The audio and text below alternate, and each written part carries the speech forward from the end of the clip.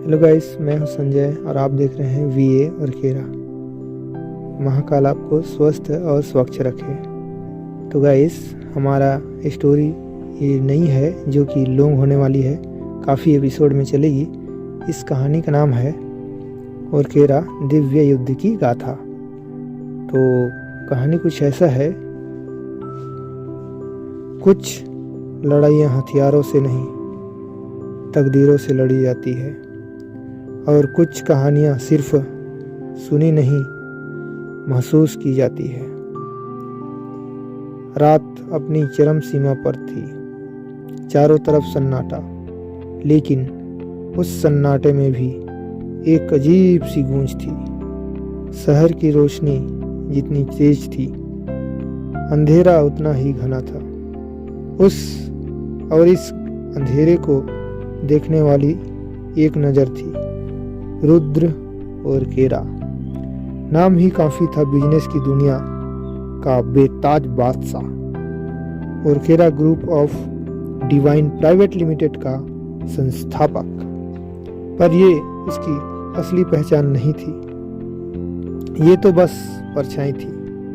असली कहानी तो अब शुरू हो रही थी।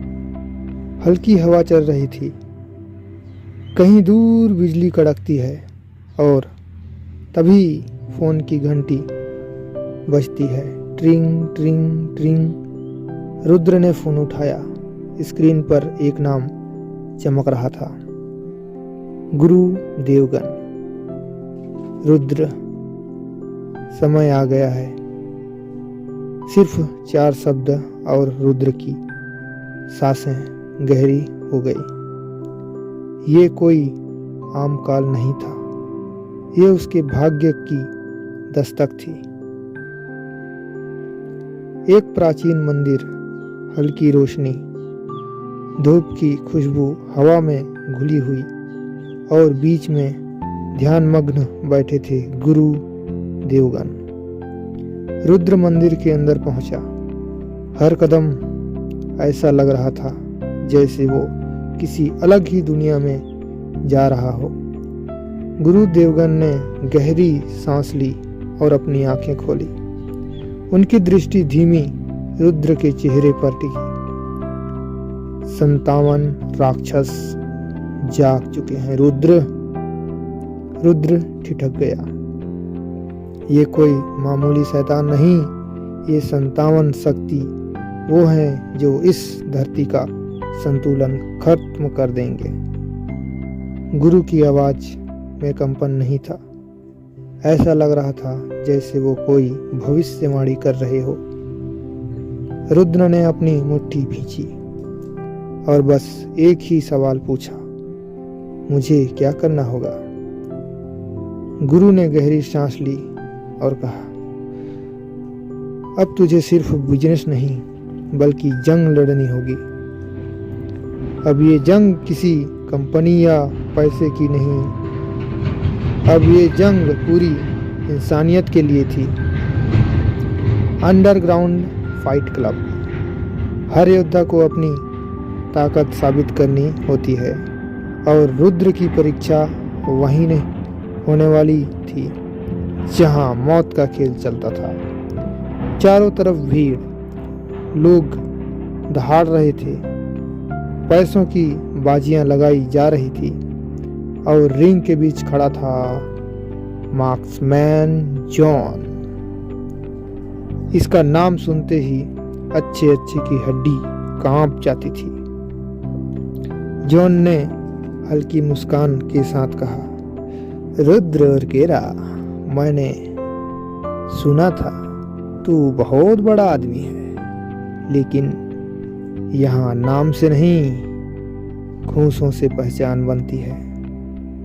रुद्र ने सिर्फ एक नज़र डाली, कोई डर नहीं, कोई संकोच नहीं, और खेल शुरू। पहला पंच, तेज मुक्का। खून की बूंदें हवा से उड़ती है। रुद्र ने पहला वार झेला, दूसरा वार बचा, और फिर एक तगड़ा मुक्का जॉन के जबड़े पर। भीड़ पागल हो चुकी थी। धड़ाम, जॉन जमीन पर गिरा, लेकिन खेल अभी खत्म नहीं हुआ था। जॉन उठा, होठों से खून पोंछा और मुस्कुराते हुए एक गुप्त दरवाजे की तरफ इशारा किया। अगर तुझे सच में लगता है तो असली दुश्मन यहाँ तेरा इंतजार कर रहा है। रुद्र ने उसे दरवाजे को देखा। अंदर सिर्फ अंधेरा था और रहस्य, पर डर वो तो रुद्र के खून में नहीं था। अब पीछे हटने का सवाल ही नहीं था। यात्रा शुरू हो चुकी है। अब कोई वापसी नहीं। तैयार हो जाओ कहानी को आगे सुनने के लिए, क्योंकि जो होने वाला है वो पहले कभी नहीं हुआ।